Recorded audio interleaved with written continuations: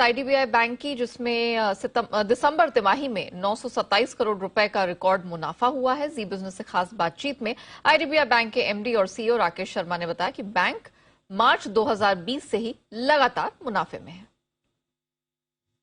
Conjunctively ये दूसरा quarter भी है जो आपके लिए बहुत प्रॉफिटेबल रहा, और प्रॉफिट्स के पीछे किन फैक्टर्स की योगदान रहा, क्या वजह रही? पहले तो मैं ये कहना चाहूँगा कि दूसरा क्वार्टर प्रॉफिट का नहीं है। मार्च 2020 से बैंक प्रॉफिट में आ गया था और उसके बाद हर क्वार्टर में प्रॉफिट में निरंतर जो है उत्तरोत्तर वृद्धि आप देख रहे हैं।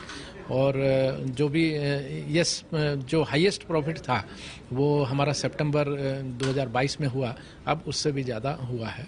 हाँ, पर जो ग्रोथ आया है वो सभी क्षेत्र में ग्रोथ हुआ है। उसका कारण ये है कि एडवांसेस में भी ग्रोथ हुआ और डिपॉजिट्स में जो कॉस्ट ऑफ डिपॉजिट है वो हम काफ़ी हद तक कंट्रोल में रख पाए हैं।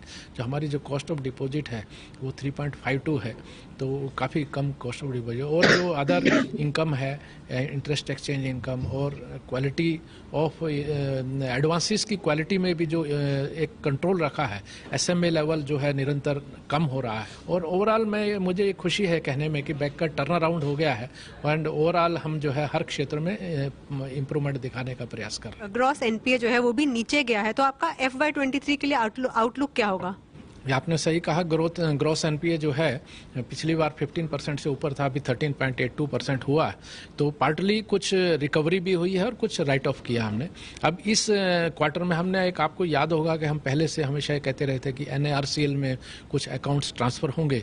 हमने करीब 10 से 11 हज़ार अकाउंट के कुछ अकाउंट्स आइडेंटिफाई किए थे जो NARCL में ट्रांसफ़र होंगे। उसमें से करीब 6 से 7 हज़ार करोड़ के अकाउंट लाइव अकाउंट थे।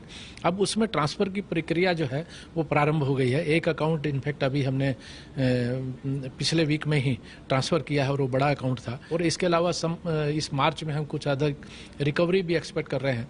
तो मुझे लगता है कि और इस चीज़ का मैं प्रयास भी करूंगा कि हमारा जो ग्रॉस एनपीए है वो भी बिलो 10% आ जाए।